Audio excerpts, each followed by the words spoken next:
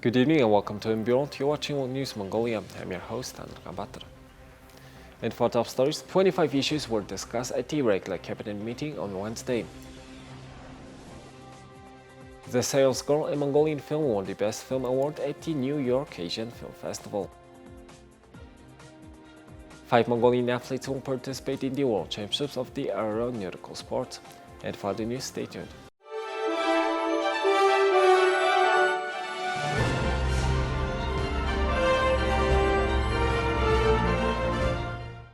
At yesterday's regular cabinet meeting, 25 issues were discussed and resolved, including comprehensive measures being taken to increase access to kindergartens in the capital.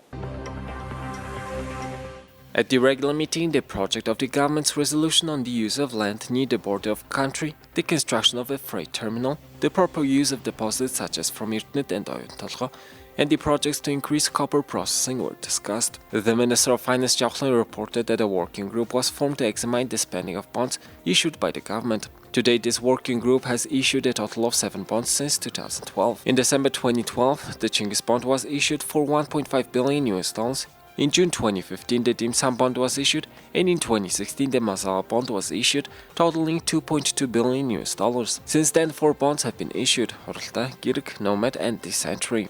Of those, only 1 bond has financed projects and events. The bonds issued after that were used to cover the budget deficit. Later, the subsequent bonds were used to roll over and pay off the loans of previous bonds. Out of the 7 bonds issued to date, only the first one has financed the project. Therefore, the investigation of the working group will examine the Chinggis bond only and reveal what risk it has created. More than 50% of them are non-performing loans of the development bank. According to this, the Minister of Finance emphasized that it is necessary to pay more attention to the use of the debt rather than just the amount of government debt. Starting yesterday, the government announced through the press that the Mongolian government will not default in the next 3 years. Also, Nyambatar, Minister of Justice and Internal Affairs, presented the decision made by the cabinet meeting. For example, in connection with the beginning of the new academic year, a task force has been established to investigate corruption in the education sector. Also, Minister Nyambatar said that the national security authorities met and made decisions on the China-Taiwan issue. There are more than 460 Mongolian students in several cities in Taiwan. The Ministry of Foreign Affairs and related organizations are closely monitoring the situation.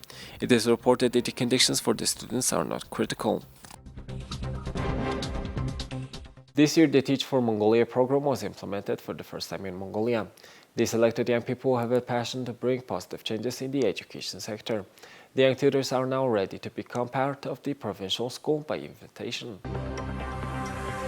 Teach for Mongolia is a branch of Teach for All international program which operates in 61 countries. This year, the program was launched in Mongolia and prepared its first graduates in summer. The program selected 26 young leaders who have a desire to create a better future in Mongolia through education. The summer camp of Teach for Mongolia Fellowship was successfully organized, and participants were provided with lessons on pedagogy, leadership, and self-development.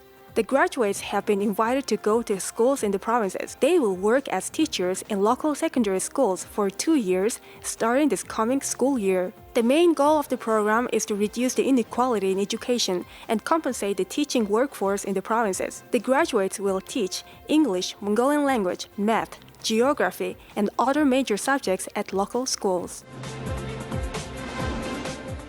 World Breastfeeding Week has started from Monday, August 1st. A report from UNICEF Mongolia indicates that the number of mothers who breastfeed their infant has reduced over the last 30 years. As of today, only 1 in 2 mothers breastfeed their child. Health experts emphasize that breastfeeding has tremendous benefits for infants' health and growth. Breast milk is considered as a safe, nutritious, natural diet for infants, which also supports the child's immune system. However, data shows that the number of breastfeeding mothers has been reducing in Mongolia since the 1990s. At present, about 53% of Mongolian mothers don't breastfeed their infant after the age of 2. Experts suggest many reasons for this reduction. The most prevalent reason is that mothers choose to go back to work quickly in order to earn money. Secondly, mothers can't find a convenient space or time to breastfeed their child or express and store the breast milk. UNICEF Mongolia noticed that this situation is violating basic human rights. World Breastfeeding Week is an annual celebration which is held every year from August 1st to 7th in more than 120 countries. This year, health organizations in Mongolia are encouraging policymakers and employers to implement a family-friendly policy at workplaces and create designated spaces for mothers to breastfeed or express their breast milk. We have a great news for the Mongolian cinematic world. The Sales Girl, a Mongolian film, won the Best Film Award at the New York Asian Film Festival, which took place back in July. The film The Sales Girl, directed by Janjubdorj Singdorj, tells the story of a young girl called Sarod who discovers her new self and womanhood through a meeting with an eccentric lady called Katya. The film includes touches of humor, adventure, and touching scenes. The 2021 film Sales Girl became the first Mongolian film to win the Best Film at the New York Asian Film Festival. This year, the festival celebrated its 20th anniversary and was organized from July 15 to 31. Previously, Bayırtsık Bayırjargal, the leading actress of the Sales Girl film, won the Yakushi Pearl Award for her performance at the 70th Osaka Asian Film Festival. International film critic Jason Mather once noted, showing that Mongolia isn't just all nomads on the steppes, yurts and throat singing is director Singdorj, who gives a sweet and contemporary coming-of-age story of a shy and humble student discovering her sexual side. Here's the currency exchange rates provided by Mongol Bank.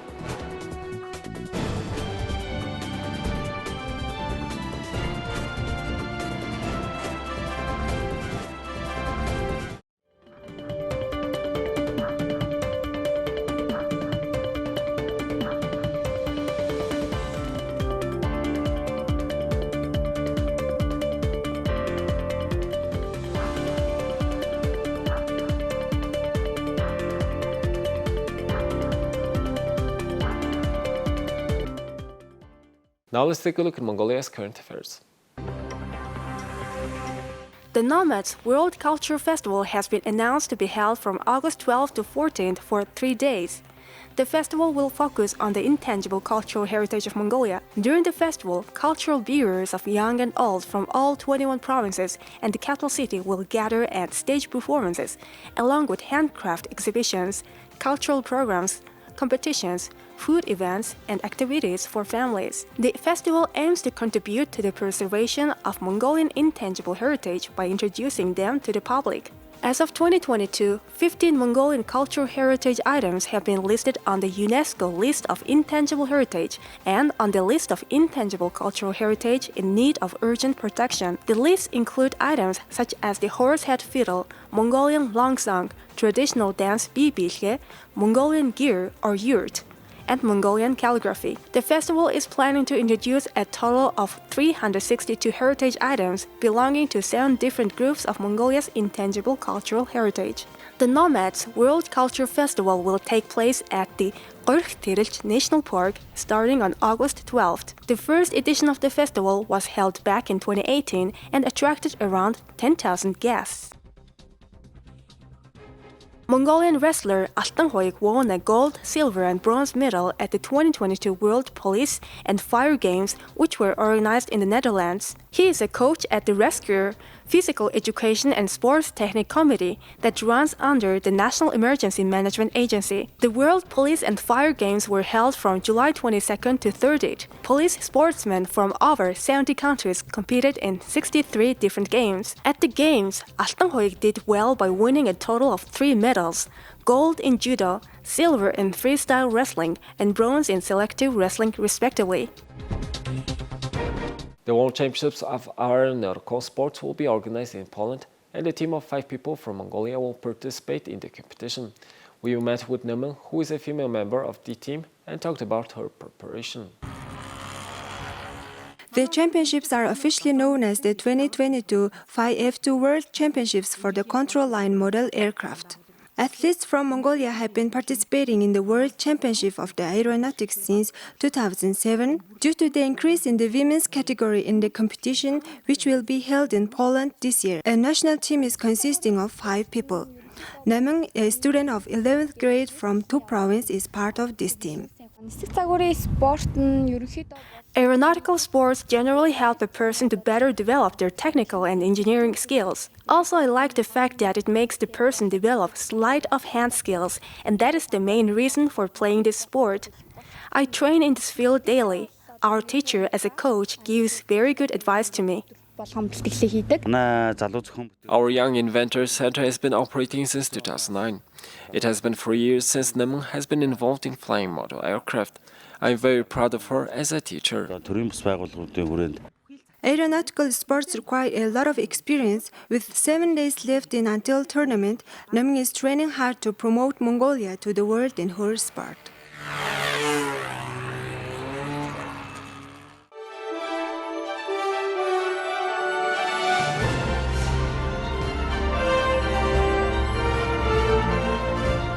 Here's the international news from our partner agencies. China gave a preview on Wednesday of what might be coming for Taiwan by sending 27 warplanes into the island's air defense identification zone, a buffer of airspace commonly referred to as an IDIZ, according to Taiwan's defense ministry.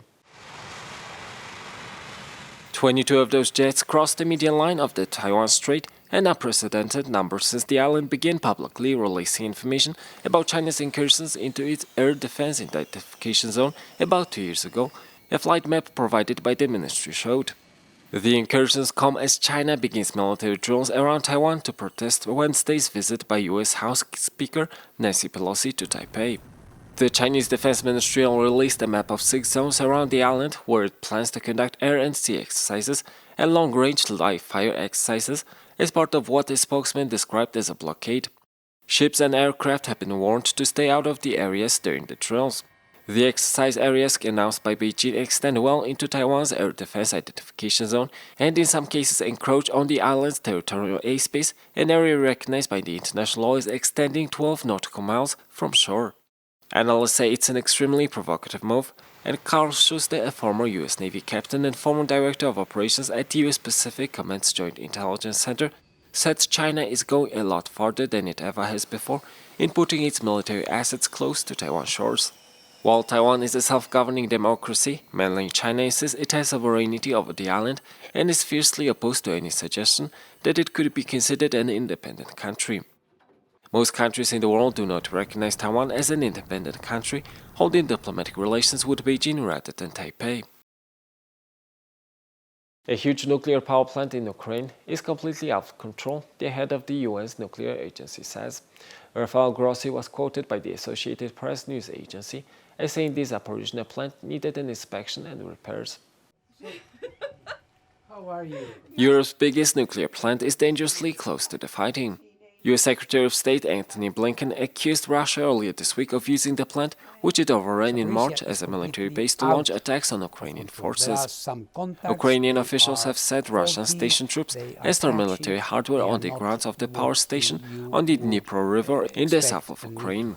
But a Russian-installed official in the region told Reuters news agency that the Ukrainian forces were using Western-supplied weapons to attack the plant. Yevgeny Balitsky said officials were ready to show Mr. Grossi's agency, the International Atomic Energy Agency, how Russians were guarding the nuclear facility while Ukrainians were allegedly attacking it. For any nuclear facility to operate normally and safely, there are a number of principles and norms that must be observed. And when we look at the situation, the very unique situation we have in Zaporizhzhia, we see that most of them, if not all, are being violated or not observed or not followed. When Russia seized the plant, its shelling of buildings there caused an international outcry. The plant is still operating with Ukrainian staff under Russian control. The International Atomic Energy Agency's Director General said he was trying to put together a mission as soon as possible to visit the plant, but this required the approval of both the Ukrainian and Russian sides, as well as UN authorization, given the risks involved in visiting the war zone. In 1986, northern Ukraine was the site of the world's worst nuclear disaster when the reactor of the Chernobyl plant exploded. There's a lot of nuclear material there to be inspected.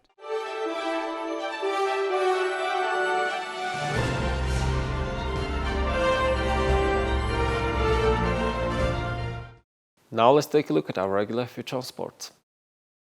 The Commonwealth Games, often referred to as the Friendly Games, is a quadrennial international multi-sport event among athletes from the Commonwealth of Nations. We bring you updates from the Day 6 of the Commonwealth Games.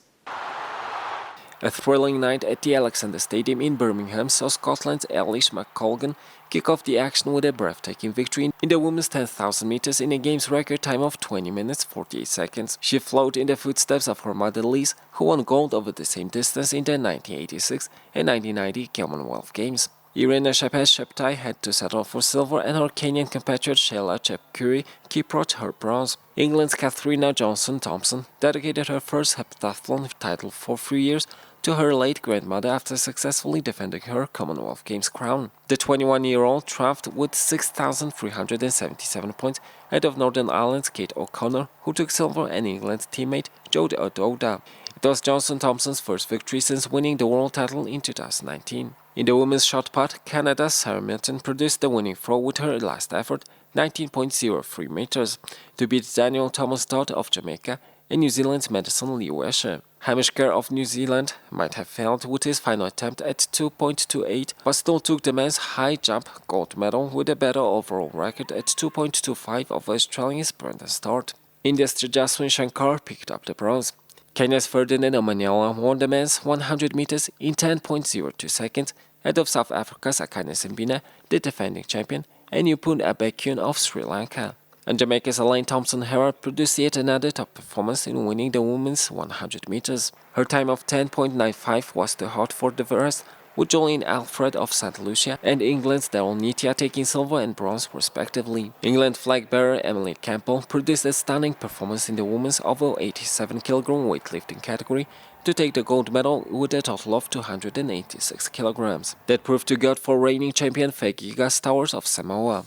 Australia's Charisma Amor-Tarrant took the bronze medal. It was finals day at the University of Birmingham Hockey and Squash Centre, and Georgina Kennedy gave England their first ever gold medal in the women's singles with a 3-1 win over Holly Norton of Canada. The men's final turned into a titanic struggle lasting more than 2 hours between New Zealand's Paul Cole and Joel Mackin of Wales. Cole, the world number 2, fell 1-0 down and then 2-1, but battled back to take the gold medal 3-2. In the bronze medal match, Saurav Gosal won India's first ever medal in squash after completing a 3-0 win over England's James Willstrop. Here's the weather forecast of all major cities.